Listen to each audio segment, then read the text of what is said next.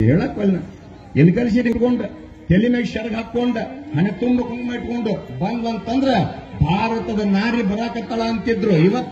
ಇವತ್ತಿನ ಯುಗ ಜನಕ್ಕೆ ಹೊಕ್ಕೊಂಡ ಅದ್ರಾಗ ಮ್ಯಾಚಿಂಗ್ ಡ್ರೆಸ್ ಮ್ಯಾಚಿಂಗ್ ಅದು ಅವು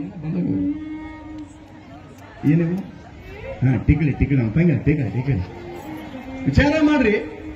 ಆ ಟಿಕ್ಲಿ ನೀವೇನ್ ಹಚ್ಕೊಂತ ಹಚ್ಕೊಳಕ್ ಬೇಡ ಅಂದಿಲ್ಲ. ನೆನಪಿರ್ಲಿ, ನೀವೇನ್ ಟಿಕ್ಲಿ ಹಚ್ಕೊಂತಿರಲ್ಲ ಆ ಟಿಕ್ಲಿ ನೀವೇನ್ ಹಚ್ಕೊಂಡ್ರಿ ಅಂತಂದ್ರೆ ಟಿಕ್ಲಿ ಯಾವಾಗ ನಿಮ್ಮ ಹಣಿ ಮ್ಯಾಗಿಂದ ಹೊತ್ತ ಇವಾಗ ಪಟ್ ಅಂತ ಇರ್ತಾನೆ. ಇವಾಗ ನೋಡ್ಬೇಕಲ್ಲ, ಯಾಕ ಇದು ಒಂದು ಸಂಸ್ಕಾರದ ತಾಯಿ.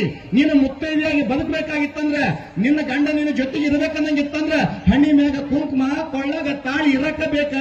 ಅವ ಅದನ್ನ ತಿಳ್ಕೊಂಡ ನಿನಗೆ ಬೆಲೆ ಐತಿ, ನೀನು ಅದನ್ನೆಲ್ಲ ಪಾಲನೆ ಮಾಡ್ತೀಯ, ನಿನಗೆ ಸಂಸ್ಕಾರ ಐತಿ ಅಂತ ತಿಳ್ಕೊಂಡ ಅವ ಜೀವಂತದನ. ನೀ ಏನಾರ ಆ ಸಂಸ್ಕಾರ ತಪ್ಪಿವಿ ಅಂತಂದ್ರ ಏನೆಲ್ಲ ಆಗ್ಲಿಕ್ಕೆ ಪ್ರಾರಂಭ ಆಗುತ್ತೆ. ಕಾರಣ ಗುರುವಿನಿಂದ ಸಿಗತಕ್ಕಂಥ ಸಂಸ್ಕಾರ ಬಹಳ ದೊಡ್ಡದದೆ. ಮೊದಲ ಮನುಷ್ಯನಿಗೆ ಏನು ಬೇಕು ಅಂತಂದ್ರ ಸಂಸ್ಕಾರ ಬೇಕಂತ. ಸಂಸ್ಕಾರ ಅದಕ್ಕೆ ನಮ್ಮ ಜೀವನದೊಳಗ ಷೋಡಶ ಸಂಸ್ಕಾರ ಅಂತ ಕರೆದಾರ.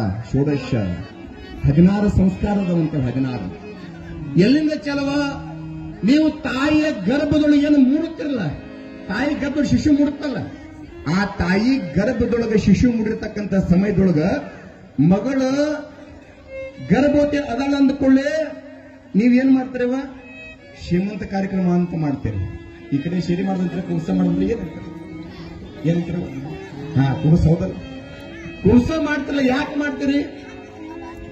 ಜಂಗಮನನ್ನ ಗುರುವಿನನ್ನ ಮನೆ ಕರ್ಕೊಂಡು ಬಂದು ಆ ತಾಯಿ ಗರ್ಭಕ್ಕ ಲಿಂಗ ದೀಕ್ಷೆ ಕಟ್ಟಿ, ಆ ಲಿಂಗವನ್ನ ತಾಯಿ ಗಟ್ಟೆ ಕಟ್ಟಿ, ನಿಮ್ಮ ಮಗ ಮುಂದೆ ದೊಡ್ಡವಾದ ಬಳಿಕ ಮಗನ ಕೊಳ್ಳ ಕಟ್ಟಿ ಅಂತ ತಿಳ್ಕೊಂಡು ಹೇಳ್ತಾರೆ. ಕಾರಣ ಏನು ಅಂತಂದ್ರೆ ತಾಯಿಯ ಗರ್ಭದೊಳಗಿದ್ದಾಗನೇ ಶಿಶುವಿಗೆ ಸಂಸ್ಕಾರ ಬರಬೇಕು ಅಂತ.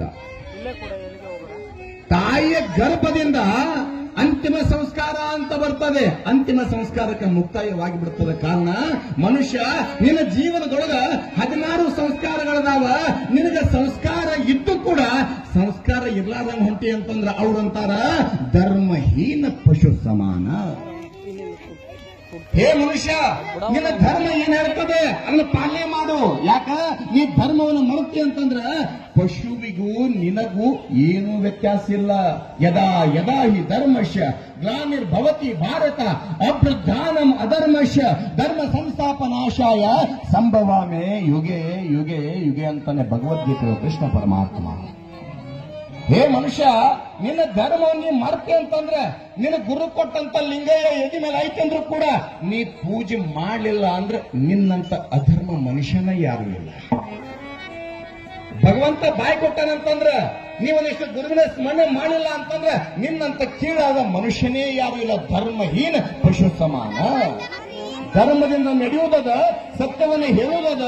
ಕಾರಣ ತಾಯಿ ಹೆಂಗ ನನ್ನ ಗಂಡ ಜೊತೆಗಿರ್ಬೇಕು, ನಾನು ಮುತ್ತೈದೆ ಸಾಯ್ಬೇಕಂತ ತಿಳ್ಕೊಂಡು ಹೆಂಗ ಹಣಿ ಕುಂಕುಮ ಧರಿಸ್ತಾ ಅಲ್ಲ,